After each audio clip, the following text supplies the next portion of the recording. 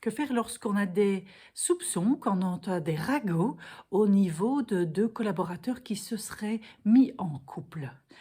Ça, c'est une problématique que certains chefs d'entreprise, ont du mal justement à dénouer. C'est peut-être votre cas parce que, beh, ça fait partie de la vie privée, mais c'est aussi dans le milieu du bout de travail. Donc qu'est-ce que je fais quoi finalement? C'est ce qu'on va voir aujourd'hui. Bonjour, je m'appelle Karine Deville, je suis experte en puzzle d'équipe, c'est-à-dire que j'accompagne des chefs d'entreprise à se bâtir une équipe autonome. Une équipe qui va savoir travailler ensemble, que vous soyez là ou pas, pour gagner en sérénité, pour être focus sur votre zone de génie et pouvoir vous libérer de votre équipe. Et cerise sur le gâteau, de pouvoir avoir une croissance à 2 chiffres au bout d'un an, simplement grâce à l'équipe.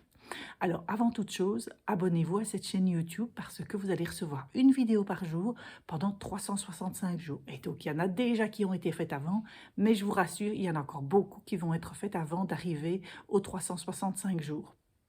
Bon, je reviens à mon sujet, le fait qu'il y ait des relations amoureuses qui se créent au milieu, sur le lieu du travail. Et donc, en tant que chef d'entreprise, quelle position est-ce que vous pouvez adopter? Il est vrai que d'un certain côté, ça a affaire à leur vie privée et vous n'avez pas accès justement à leur vie privée. D'un autre côté, ça se fait sur le milieu du travail. Et donc là, vous avez un rôle à jouer dans le milieu du travail. Et donc, pour pouvoir séparer les choses, c'est de se poser la question, de savoir, mais finalement, est-ce que cette relation qui est née, je veux dire, dans le milieu du travail, parce qu'ils se sont rencontrés dans ce milieu-là, est-ce que ça a une influence négative à l'heure actuelle? Est-ce qu'il y a des problèmes justement relationnels qui naissent à cause de cette relation naissante, je dirais, avec d'autres, parce qu'il y a des ragots, parce qu'il y a peut-être des mésententes, etc. Peut-être que ça accentue certaines choses, je ne dis pas que ça les crée, mais ça les accentue. Ou est-ce que vous voyez justement, est-ce qu'il y a une baisse de performance, ou est-ce que vous vous dites, mais il peut se passer des choses justement, au niveau de mon entreprise, si par exemple ils se séparent, si par exemple ils se disputent et cetera. Comment est-ce que je vais gérer les choses? Et donc là, on est plutôt dans la prévention. Et donc il y a 2 aspects. Est-ce qu'il y a déjà des dommages collatéraux qui se passent maintenant et parce qu'il y a cette relation naissante et qu'il n'y avait pas tout ce, allez, tout ce relationnel, je dirais, positif, de collaboration et tout ça qui était là et que ça accentue, ou est-ce que vous voyez qu'il y a quelque chose qui pourrait finalement déraper? Et donc, dans ce cas de figure-là, il y a 2 possibilités. Si en tous les cas ce n'est pas déclaré au milieu de tout le monde, mais que vous entendez des ragots, il est temps de pouvoir faire taire les ragots. Et donc, c'est de pouvoir voir les protagonistes et de dire, voilà, moi, je viens d'entendre que vous êtes peut-être ensemble, alors votre vie privée ne me regarde pas. Par contre, les conséquences qu'il peut y avoir au niveau du travail, ça me regarde. Et voilà, moi, ce que j'observe justement dans le milieu du travail par rapport à ce que je peux entendre. J'entends qu'il y a des ragots, j'entends que ça discute à la machine à café, j'entends ceci, enfin, je peux observer certaines choses au niveau de ça. Et donc, c'est de discuter avec eux, de pouvoir dire, je suis divisé, c'est-à-dire que d'un côté, ça concerne votre vie privée, et ça, je vais pouvoir le respecter totalement, et d'un autre côté, ça concerne le milieu du travail. Et donc là, et les conséquences dans le milieu du travail. Et là, par contre, là, c'est mon rôle de chef d'entreprise d'intervenir. Et ce que je veux, c'est pouvoir discuter avec vous de comment est-ce qu'on va faire pour pouvoir, pour que les choses reviennent à la normale, c'est-à-dire que les ragots se taisent, que finalement, les relations peut-être plus conflictuelles s'apaisent, etc. Donc, je ne vais pas leur dire que je veux dire, c'est qu'ils doivent déclarer, qu'ils doivent faire ceci et ça. Je ne vais pas leur donner des injonctions là-dessus.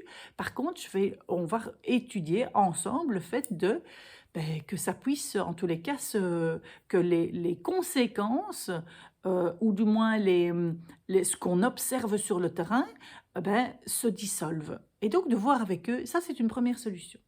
La deuxième solution, c'est de pouvoir se dire, c'est une bonne occasion justement de réunir mon équipe pour pouvoir discuter des relations qui naissent sur le milieu du travail. Pourquoi? Parce que ce n'est peut-être pas la première fois que vous avez ça, ce ne sera peut-être pas la dernière fois que vous aurez ça, et c'est de se dire, et si on le faisait ensemble? C'est-à-dire, c'est de réunir son équipe et de dire, ben, si à un moment donné, il y a des relations amoureuses qui naissent sur le milieu du travail, qu'est-ce que ça pourrait porter comme conséquence? Qu'est-ce qu'on devrait faire justement ensemble? Quelles sont les choses qui devraient être dites, être faites pour que, ben, aussi bien que la vie privée soit respectée et que la vie professionnelle, ben, soit toujours au top comme auparavant? Donc voilà les 2 possibilités que vous avez pour pouvoir traiter, ces relations amoureuses qui naissent sur le milieu du travail, en sachant que, je le répète, on ne va pas traiter la relation amoureuse, on va traiter plutôt les relations qui sont, difficiles dans le milieu du travail, parce qu'il y a des ragots, parce qu'il y a des relations, qui sont plus difficiles entre 2 personnes et donc c'est ça qu'on va traiter.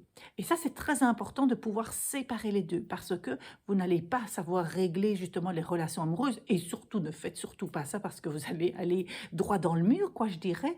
Vous allez vous prendre les pieds dans le tapis et, et que ça risque de s'accentuer, ça risque de s'envenimer. Par contre, si vous prenez l'axe d'aller vers les relations au travail, alors là, vous êtes totalement gagnant et vous sortirez beaucoup plus renforcé justement dans l'aspect collaboration et que ben, on va vers l'autonomie des équipes puisque on les invite à réfléchir par eux-mêmes, à trouver des solutions. Vous êtes garant du processus, ils mettent